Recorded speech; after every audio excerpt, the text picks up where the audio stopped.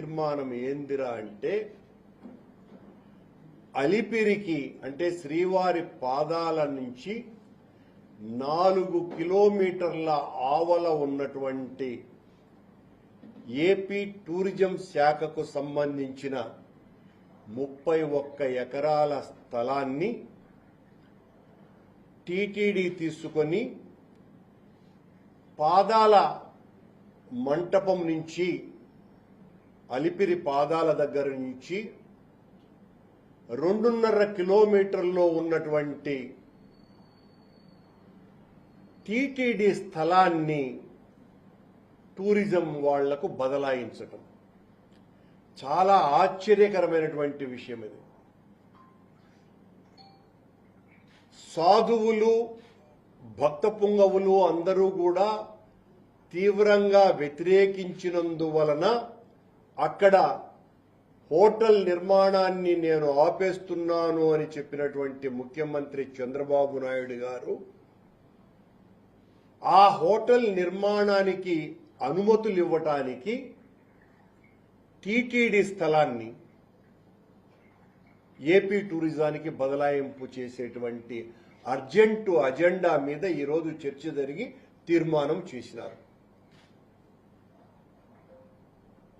ఈ రకంగా ఏ కారణంగా అయితే పెద్ద ఎత్తున ఉద్యమం జరిగిందో మా ప్రభుత్వం ఆ హోటల్కు అనుమతి ఇచ్చింది అని చంద్రబాబు నాయుడు గారు చాలా యాగి ఆయన ప్రతిపక్షంలో ఉండగా చేశారో అదే చంద్రబాబు నాయుడు గారు అదే హోటల్కి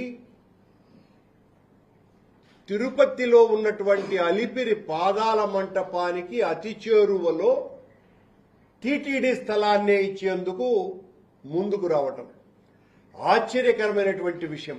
ఇది సాధువులు మఠాధిపతులు పీఠాధిపతులు అందరూ కూడా ఉద్యమించాల్సినటువంటి నిర్ణయం అది.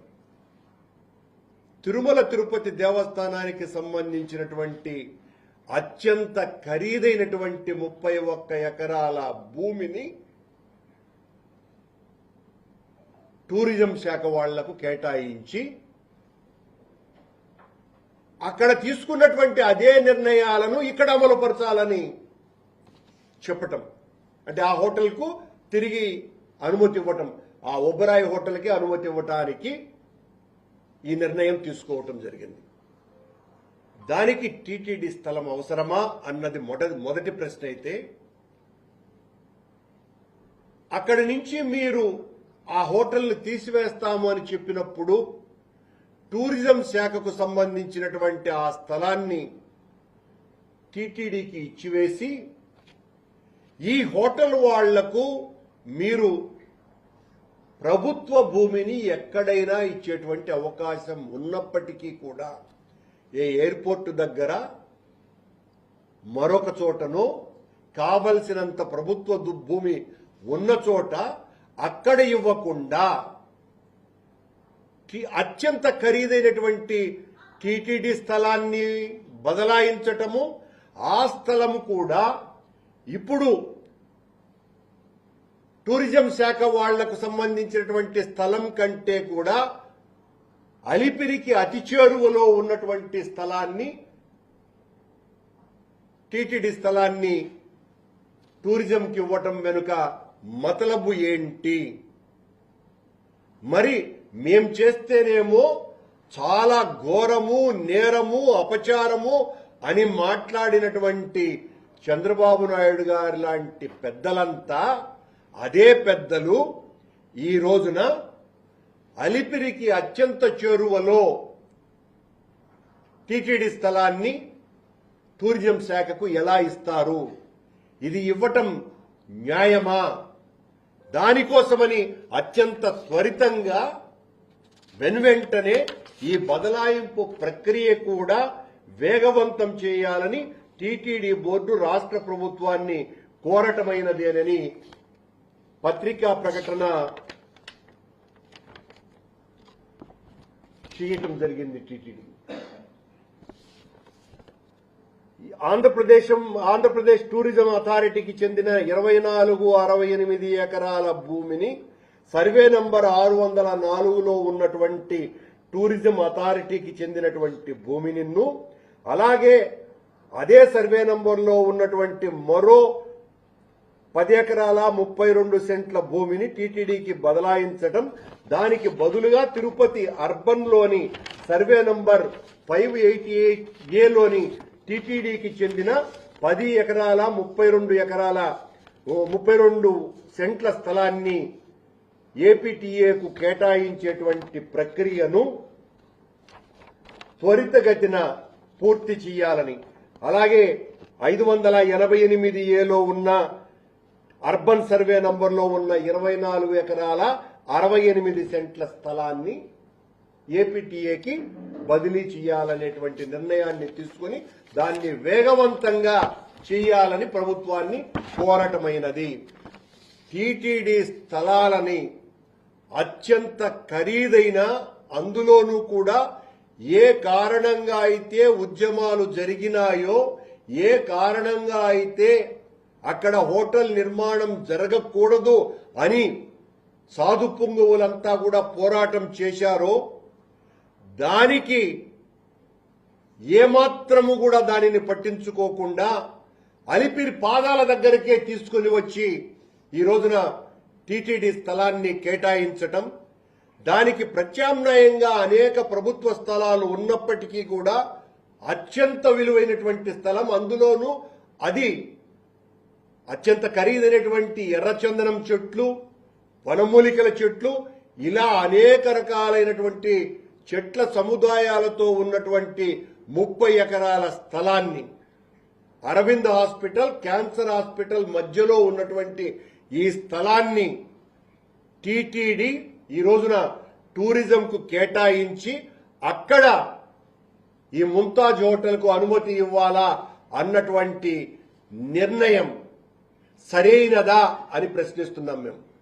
ఆ రోజున మా ప్రభుత్వాన్ని ఇంత పాశవికంగా విమర్శించినటువంటి వాళ్ళు ఈ రోజున మళ్లీ అంతకంటే అలిపిరికి చేరువలో టీటీడీ స్థలాన్ని ఇవ్వటాన్ని పూర్తిగా వ్యతిరేకిస్తున్నాం.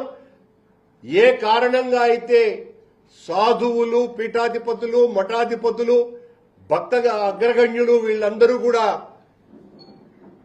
వ్యతిరేకించినారో ఆనాటి నిర్ణయాన్ని, అంతకంటే ఘోరాపచారం ఈ రోజున టీటీడీ పాలక మండలే తీసుకొని ఆ స్థలాన్ని ఆ హోటల్కు బదలాయించాలనేటువంటి నిర్ణయం తీసుకున్నది. మిమ్మల్ని అందరినీ కూడా చేతులెత్తి ప్రార్థిస్తున్నా, వెనువెంటనే మీరు స్పందించాల్సినటువంటి అవసరం ఉన్నది. ఇంత ఘోర నిర్ణయము, అపచారము జరుగుతుంటే కూడా ఎవరు కూడా దీని గురించి మాట్లాడకపోతే చాలా తీవ్రమైనటువంటి తప్పిదం అవుతుంది.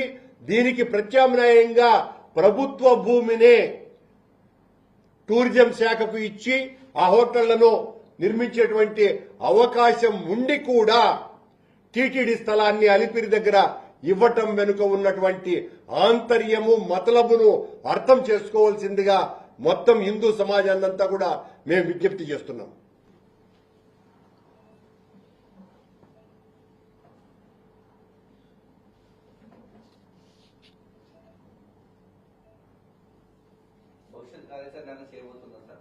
మొత్తం అందరికీ హిందూ సమాజానికి అంత ఇంతకంటే దారుణం మరొకటి లేదు.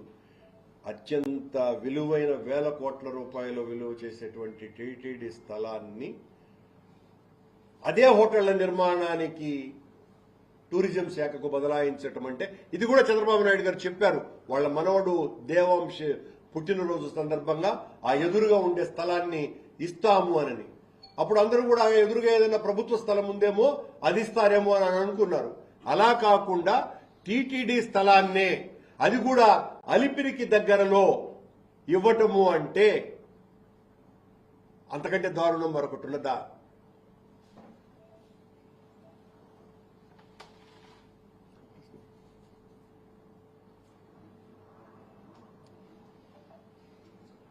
ఏమైనా ప్రశ్నలు ఉన్నాయా? విజిలెన్స్ నివేదిక ఏదో బయటపడ్డది, మీరు తప్పుడు ఆరోపణలు చేస్తాను సార్.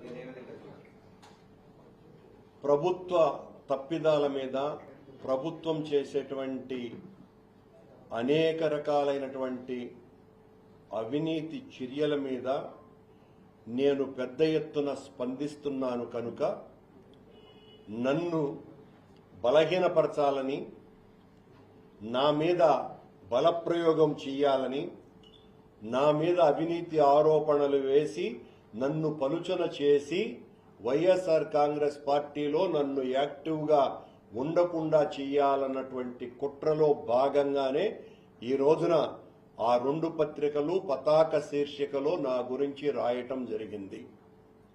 ఇలాంటి ఉడుత బెదిరింపులకు బెదిరేవాణ్ణి నేను కాదు. 2004లో నక్సలైట్లతో రాష్ట్ర ప్రభుత్వం చర్చలు చేసినప్పుడు నక్సలైట్ల యొక్క ప్రధానమైనటువంటి అజెండాలో ఒక భాగం రామోజీ ఫిల్మ్ సిటీలో ఆ వేలాది ఎకరాలలో పదుల సంఖ్యలో చెరువులు, కుంటలు, పొరంబోకు స్థలాలను ఆక్రమించినాడు.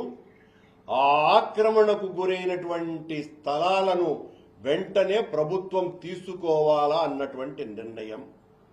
దాని మీద పెద్ద ఎత్తున చర్చ కూడా ఆ రోజున జరిగింది.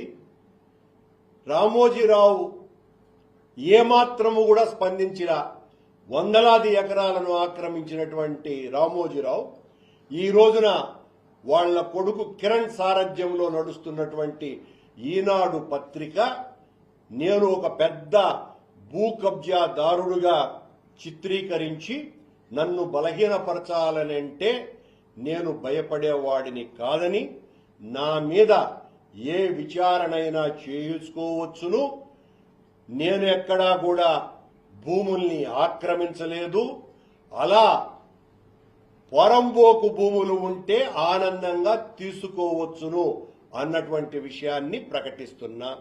ఇలాంటివి నా మీద భవిష్యత్తులో మరిన్ని పెరుగుతాయి.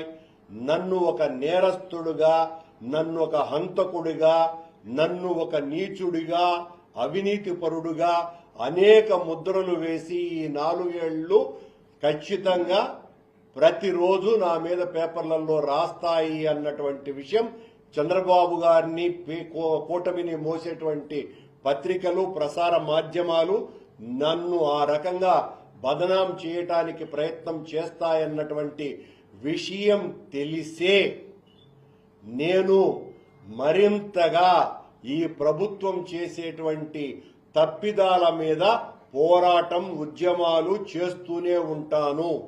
నేను రాజకీయాలలోకి వచ్చినప్పుడే నేను చంపబడతానే తప్ప చావను అనేటువంటి నిర్ణయంతో, ఆ లక్ష్యంతో రాజకీయాలలోకి వచ్చిన కనుక ఇలాంటి వాటిల్ని చూసి భయపడిపోయేటువంటి పిరికి వాణ్ణి నేను కాదు అన్నటువంటి విషయాన్ని స్పష్టం చేస్తున్నా. ఎలాంటి నిర్ణయమైనా ఏమైనా చేసుకోండి.